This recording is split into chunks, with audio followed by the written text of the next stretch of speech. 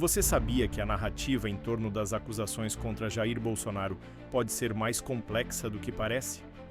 Prepare-se para entender como a esquerda tem utilizado o sistema judiciário para atacar o ex-presidente e, consequentemente, prejudicar o Brasil. Mas um minutinho só. Estamos tratando de uma execução que se iniciou em dezembro de 21, tratando do crime do governo legitimamente eleito. Qual era o governo legitimamente eleito? O dele. Então esse crime é impossível, com todo respeito. Falar-se em execução de crime contra o governo legitimamente eleito, que era o dele. O governo legitimamente eleito veio no final do ano de 22, com as eleições. Então, como se falar em tentativa, em início da execução? E mais, como se falar em início de execução por pronunciamentos e lives, quando os dois tipos penais têm elementares do tipo a violência ou a grave ameaça? Não existia violência nem grave ameaça. Então é impossível falar dessa execução. Como eu disse, é porque não existia nenhum elemento. Então começa uma narrativa a respeito de pronunciamentos públicos. Para terminar no 8 de janeiro, que nem a Polícia Federal, que utilizou, como lembrou meu colega, mais de 90 vezes a expressão possivelmente, que não havia certeza, nem a Polícia Federal, que se utilizou dessas possibilidades, afirmou a participação dele no 8 de janeiro. O advogado de Bolsonaro destacou que as acusações de tentativa de golpe são infundadas, uma vez que não havia um governo legitimamente eleito no momento em que os fatos ocorreram. Ele argumentou que não existiam elementos de violência ou grave ameaça, tornando impossível falar em execução de crime. A narrativa, segundo ele, foi construída a partir de pronunciamentos públicos, culminando no evento de 8 de janeiro, mas sem qualquer evidência concreta que ligasse Bolsonaro a esses atos. Dessa turma e vice-decana do tribunal, excelentíssimo... E concedo a palavra ao Dr. Celso Sanches Vilardi, que fará sustentação oral pelo denunciado Jair Messias Bolsonaro. Dr. Vilardi tem a palavra pelo prazo regimental. Excelentíssimo senhor presidente, ministro Cristiano Zanin, da primeira turma do Supremo Tribunal Federal, dessa turma e vice-decana do tribunal, excelentíssimo ministro Luiz Fux, excelentíssimo ministro Flávio Dino, cumprimento também o excelentíssimo procurador-geral da República, senhoras e senhores. Senhor presidente, eu inicio a minha sustentação dizendo que o presidente Jair Bolsonaro foi o presidente mais investigado da história do país. Uma investigação que perdurou por anos, que começa com o objetivo de investigar uma live de 4 de agosto de 2021, em que se autoriza a quebra de uma nuvem do seu ajudante de ordens, Coronel Cid, que hoje é delator, que perdura por meses essa investigação da quebra, com vários objetos diferentes. Num primeiro momento, verificava-se a live, numa investigação determinada pelo TSE. No segundo momento, investigava-se o cartão corporativo, os gastos do presidente. Portanto, não havia um objeto específico. E por que eu estou tratando disso, senhor presidente? Porque o inquérito das vacinas é a gênese de todo este caso, onde ocorreu a prisão e depois a colaboração do Coronel Cid. E o que se achou, senhor presidente, depois de tudo isso? Que foram determinadas buscas e apreensões, foi feita a quebra de nuvens, o presidente foi investigado, buscas e apreensões. O que se achou com o presidente? Absolutamente nada. E com todo o respeito e com toda a vênia, ilustre Procurador-Geral da República, eu contesto essa questão do documento achado no do Partido Liberal. Há, inclusive, no meu colega Paulo Bueno, uma ata notarial de que ele enviou para o presidente da República aquele documento. Então esse documento não foi achado. Com o presidente não se achou absolutamente nada. A partir daí restava a versão do delator com uma minuta que estava no seu telefone tratando de uma questão de estado de sítio e mais absolutamente nada. Então, vem a denúncia. E a denúncia é feita efetivamente com duas novidades. Porque com o estado de sítio, e baseado na palavra exclusiva do delator, seria difícil a propositura de uma ação penal. Pronunciamentos públicos e depois o 8 de janeiro. Sobre esse primeiro momento, senhor presidente, eu me permito até fazer uma digressão sobre o mérito antes de tratar das preliminares, mas é importante dizer que sobre esse primeiro momento, nós temos efetivamente uma acusação do Procurador-Geral da República de 2 artigos gravíssimos do Código Penal que tratam do golpe, e de golpe contra as instituições democráticas e contra o governo legitimamente eleito. Mas um minutinho só, estamos tratando de uma execução que se iniciou em dezembro de 21, tratando do crime do governo legitimamente eleito. Qual era o governo legitimamente eleito? O dele. Então esse crime é impossível, com todo respeito. Falar-se em execução de crime contra o governo legitimamente eleito, que era o dele. O governo legitimamente eleito veio no final do ano de 22, com as eleições. Então, como se falar em tentativa, em início da execução?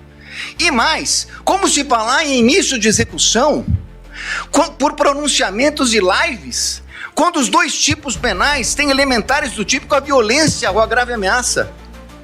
Não existia violência nem grave ameaça. Então é impossível falar dessa execução. Como eu disse, é porque não existia nenhum elemento, então começa uma narrativa a respeito de pronunciamentos públicos. Para terminar no 8 de janeiro, que nem a Polícia Federal, que utilizou, como lembrou meu colega, mais de 90 vezes a expressão possivelmente, que não havia certeza, nem a Polícia Federal, que se utilizou dessas possibilidades, afirmou a participação dele no 8 de janeiro. Não há um único elemento, nem da delação. Aí me criticam porque eu digo que a delação não vale nada e estou dando... Óbvio, porque nem o delator que o acusou fez qualquer relação dele com o 8 de janeiro. Não há uma única evidência a esse respeito. Portanto, apresentou-se uma denúncia. Com essas 2 circunstâncias, e eu não tenho tempo, senhor presidente, tenho que falar rapidamente, mas essa denúncia, quando veio, o ilustre Procurador-Geral da República liberou 8 PETs no dia da apresentação da denúncia. Ele foi intimado, meu cliente, um dia depois. O segundo dia já era prazo. 8 petições, 45 mil documentos. Que até agora, senhor presidente, por Deus que está no céu, eu não sei dizer o que tem esses documentos relacionados com a ação penal. Essas 8 petições, eu não consegui verificar sequer relação. São 45 mil documentos. Na verdade, é um quebra-cabeça que foi, na verdade, exposto à defesa. E aí, na sequência, senhor presidente, eu queria tratar de uma preliminar que já meu colega que me antecedeu na tribuna fala da relevância do caso. Não é só a questão da relevância do caso, é a questão da competência.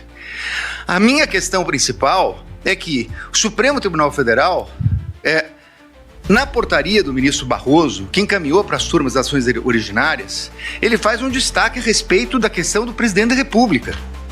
Então, o presidente da República, se crime houvesse contra o presidente da República, seria julgado pelo pleno do Supremo Tribunal Federal. Ora, se o Supremo Tribunal Federal entendeu agora, num julgamento que foi concluído recentemente, após a apresentação da denúncia, que a competência se prorroga e que os detentores de foro, ainda que deixem suas respectivas funções, passem a ocupar, saiam da prerrogativa de foro e o delito será julgado pelo Supremo, prorrogando a competência que detivera aqui no momento que ocupava o cargo. Qual era a competência? Era do pleno, porque ele era presidente da República e chegou a ser investigado como presidente da República. Muito bem. Mas com base nisso, senhor presidente, o que nós temos nessa denúncia? A prova da defesa, substancialmente, é uma prova negativa. É uma prova negativa. Não fez, não participou, não aderiu, não autorizou. É uma prova negativa. Então seria muito importante, e eu reconheço, ministro Alexandre de Moraes, Vossa Excelência despachou comigo citados na denúncia e no relatório da Polícia Federal, estão nos autos.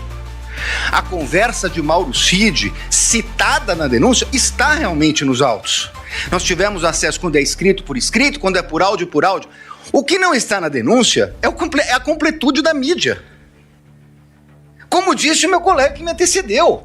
Então, senhores ministros, a pergunta é o seguinte: se eu não tenho a mídia completa, nesse momento de preliminares, não seria o caso de a defesa poder suscitar, se fosse o caso, a cadeia de custódia da prova?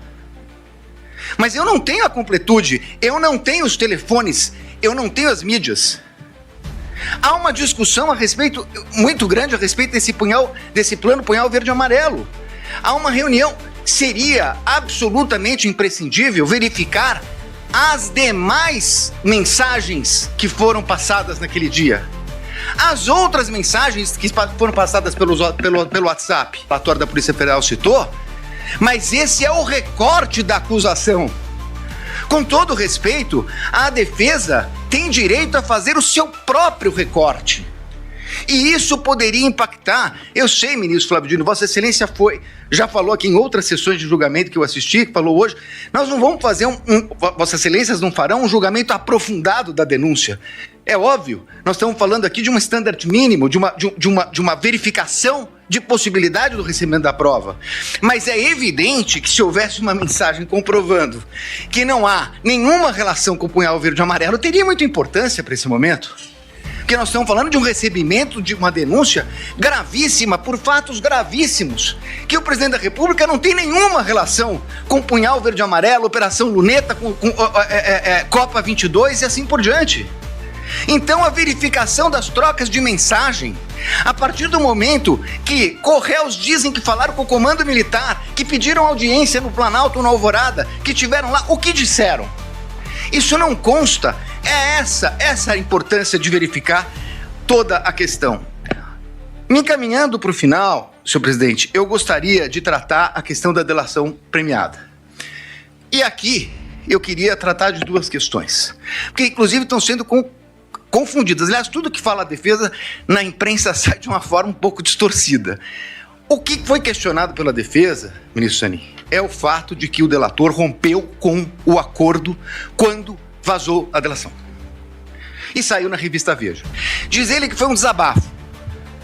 É estranha essa expressão, desabafo, porque no desabafo, falou com o primo, com o irmão, com o cunhado. Senhor presidente, a lei não autoriza o delator, o contrato de colaboração, não autoriza o delator a falar nem com o irmão, nem com o cunhado, nem com a mãe. Não autoriza. Ele, inclusive, estava proibido até de ter contato com o pai, se salvo engano mesmo, a partir de um determinado momento que era investigado. Se ele falou com o cunhado, e se isso foi vazado, essa é uma responsabilidade dele. Dir-se-á, mas essa é uma questão formal. É verdade, uma questão formal. Só que mais adiante, vem uma questão de que a Polícia Federal diz que ele mentiu, omitiu e se contradisse. E aí, senhores ministros, essa é a minha maior crítica. A questão da delação. Por quê? O Supremo Tribunal Federal, num voto de grande detalhamento do ministro Dias Toffoli, diz o seguinte: delação é um meio de prova. O delator conta uma história, as autoridades buscarão as provas de corroboração e só assim ela poderá ser utilizada. O que aconteceu nesse caso? Ele falou, mas aí, com todo respeito, há uma inversão. Porque, na verdade, não é o Estado que foi buscar as palavras de corroboração dele. O Estado foi buscar as provas de corroboração do que ele disse. É o contrário. O Estado trouxe indícios e ele se adequa aos indícios trazidos pelo Estado. É completamente o inverso. Com todo respeito, ministro, é o inverso. O delator tem que falar e o Estado tem que trazer as provas para condenar alguém. O que aconteceu aqui é que ele falou, mentiu, e o Estado tinha indícios, e aí ele se adequa ao Estado. E aí, com todo respeito, vem a denúncia do seguinte: inclusive, o colaborador, nessa versão do colaborador, foi corroborada pela Polícia Federal. Não, desculpa, ele não foi corroborado pela Polícia Federal. É o colaborador que corroborou a versão da Polícia Federal. É exatamente o inverso disso. E numa audiência que se traduziu numa coleta de provas. E essa é a insurgência da defesa. Porque nesse momento, essa coleta só poderia ser feita, com todo respeito, pelo procurador, pela polícia e não pelo Poder Judiciário. Então, senhores ministros, para terminar, eu quero dizer o seguinte: eu entendo a gravidade de tudo o que aconteceu no 8 de janeiro. Mas Não é possível que se queira imputar a responsabilidade ao presidente da República o colocando como líder de uma organização criminosa quando ele não participou dessa questão do 8 de janeiro. Pelo contrário, ele a repudiou. E mais do que isso, ministros, nesse tempo que não é possível, enquanto a denúncia traz conjecturas, como a impressão de um documento no palácio que teria tido conhecimento dele, o fato concreto é que o acusado de liderar uma organização criminosa para dar golpes socorreu o ministro da Defesa, nomeado pelo presidente Lula, porque o comando militar não o atendia. Foi o presidente que determinou a transição, foi o presidente que determinou que eles atendessem o ministro da Defesa que assumiu em 1º de janeiro. Portanto, encerrando, ministro, não é possível que se queira dizer que é compatível com uma tentativa de golpe com o uso do comando militar quando o presidente da República autoriza a transmissão do poderio limitar no começo de dezembro. No começo de dezembro, antes da data do dia 15, antes da data do dia 11. E, portanto, senhores ministros, eu ratifico as nulidades que foram colocadas na minha peça, apreciada por Vossa Excelência, e peço a rejeição da denúncia e agradeço pela atenção. Muito obrigado, senhor presidente. Durante a sustentação oral, o advogado de Bolsonaro expôs os abusos que o ex-presidente enfrentou, revelando que ele foi investigado por anos sem que houvesse provas concretas de sua participação em qualquer crime. A mudança de foro para um tribunal adversário e a falta de acesso a documentos essenciais para a tua defesa foram apenas algumas das arbitrariedades mencionadas. A perseguição política, especialmente por parte do judiciário, foi enfatizada, mostrando como a esquerda tem utilizado o sistema para silenciar vozes contrárias. Se você quer acompanhar mais sobre essa história e entender como a esquerda tem prejudicado o Brasil, inscreva-se no nosso canal e fique por dentro das novidades.